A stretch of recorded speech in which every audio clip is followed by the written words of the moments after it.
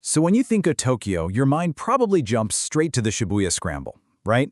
Or maybe the temples in Asakusa. And look, they're famous for a reason. But what if you're looking for something else? Something a bit more authentic, a little less crowded, and truly Japanese? Well, let's dive into 5 absolutely incredible places near Tokyo that most visitors completely miss. In this slide, it really gets to the heart of it, doesn't it? On one side, you've got the typical trip, the huge crowds, the super long lines, the well-worn tourist path. But on the other side, there's a totally different journey, one filled with hidden canals, secret trails, and the local stories that make a place come alive. Today, we're all about how to get from that first column over to the second. Okay, first up is Sawara, and it's only about 90 minutes from Tokyo. You can immediately see why they call it Little Edo.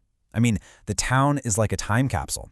You've got these beautifully preserved merchant houses lining these quiet canals where wooden boats are still just drifting by. It feels less like a tourist destination and more like you've actually stumbled into a living piece of history. But here's the thing, the real magic of Sawara, it isn't always in plain sight. A lot of the best spots, like these traditional family-run soy sauce breweries, they're tucked away behind unmarked streets. So how in the world do you find them? The answer is all about one word: context. You know, it's the difference between just seeing a pretty street and really understanding it. A guide gives you that context. They can point out the home of a guy named Ino Tadataka, the man who created Japan's very first modern map. Or they can introduce you to a family that's been running their miso shop right here for 10 generations. Now that is what turns a nice view into an experience you'll never forget. All right, let's jump to our next spot and see how this idea builds.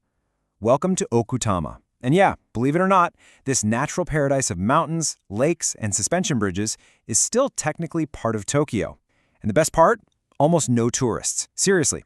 But that lack of crowds, well, it comes with a practical problem for visitors. The transportation can be pretty confusing, and a lot of the best hiking trails aren't clearly marked, especially not in English. It's a real challenge to explore on your own without getting completely turned around. And this is the solution. With a guide, it stops being just a hike. It becomes a curated adventure.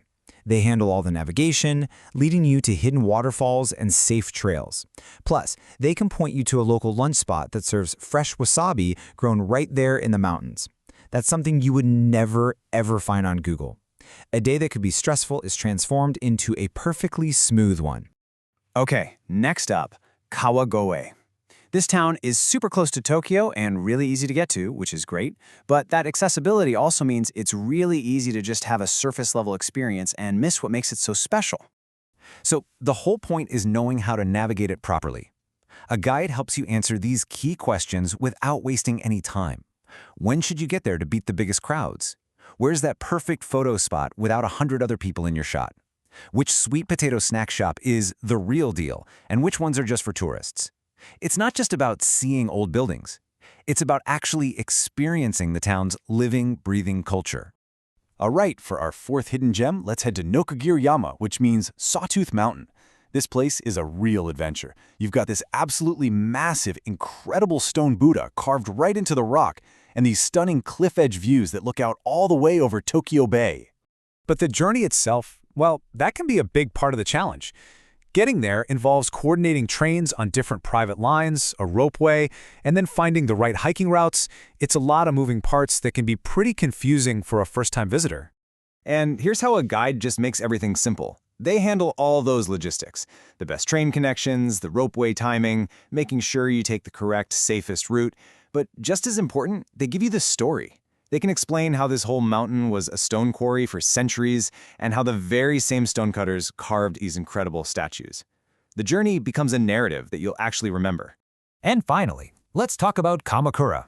Most people come here for one thing and one thing only, the Great Buddha. And don't get me wrong, it's impressive. But the real magic of Kamakura? It lies somewhere else entirely, on its hidden paths. This is the key question for Kamakura. The most special parts are these quiet, almost magical forest trails that connect ancient temples, paths just steeped in samurai history. The thing is, they are not obvious at all, and you will not find most of them on a standard tourist map. This slide contrasts the 2 ways to see Kamakura perfectly. On your own, you see the Great Buddha. You get a great photo. With a guide, you get the story behind it, you walk the hidden trails that samurai once used as defensive routes, and you discover viewpoints that completely change how you see the city. It's a totally different level.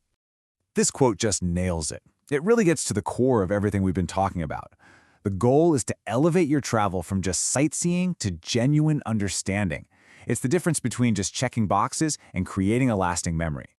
So if you're planning a trip to Japan and this idea really speaks to you, if you want more than just the same old tourist route, then this is definitely for you. A private tour is designed to give you exactly that. You get the authentic local stories, smooth and totally stress-free travel without you having to worry about logistics, and access to those hidden gems that most visitors never even know exist. And the best part? It's all tailored specifically to what you're interested in. It's all about turning a good trip into an unforgettable story. So, if you're ready for that kind of adventure, the next step is really simple.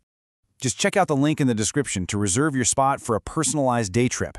Let's get off the beaten path and explore Japan the way it's really meant to be seen, the way the locals do.